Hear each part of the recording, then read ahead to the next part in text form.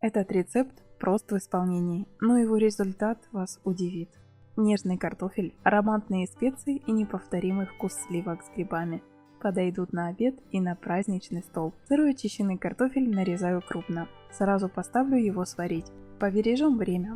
Заливаю картошку холодной водой, ставлю на средний огонь и накрываю крышкой. Пусть варится. В это время репчатый лук нарезаю вот такими полосочками. И не крупно, и не мелко. Так он будет чувствоваться в блюде и в то же время сыграет свою роль во вкусе и внешнем виде. Шампиньоны я нарезаю дольками. Кстати, вы чистите эти грибы перед приготовлением. Напишите об этом в комментариях. Такая форма нарезки позволит остаться грибам сочными внутри и также сохранить форму. На сковороду с растительным маслом высыпаю лук. Его обжариваю первым, несколько минут на среднем огне.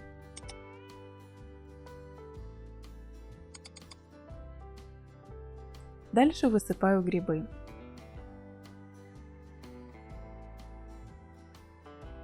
Здесь очень хорошо будут чувствоваться и подойдут этому блюду прованские травы. Там, где есть базилик, розмарин, тимьян. Соль.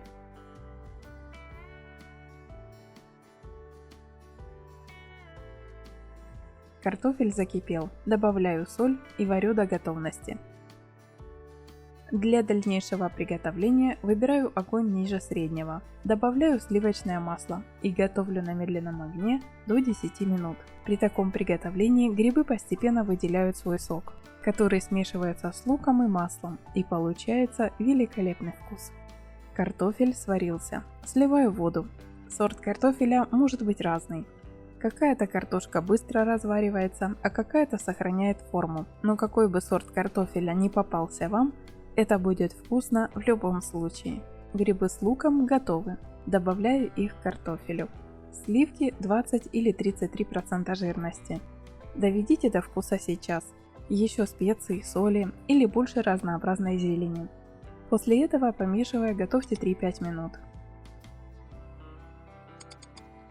Быстрый завтрак на сковороде из картофеля. Всего из 3 ингредиентов. Блинчики с картофелем и грибами уже ждут вас в заставках к этому видео.